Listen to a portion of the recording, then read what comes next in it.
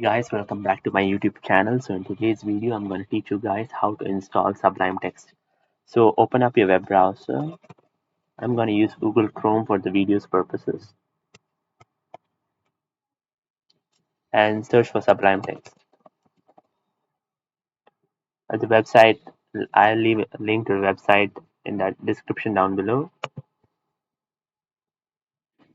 and click on download for Windows. Saved in setup file and open it once done. Open the setup file.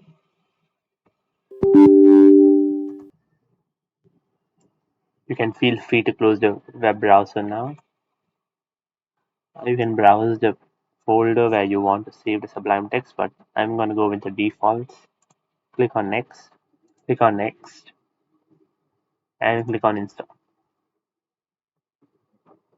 and click on finish. Search for Sublime text, and there you go, guys. You have successfully installed Sublime text. Thanks for watching.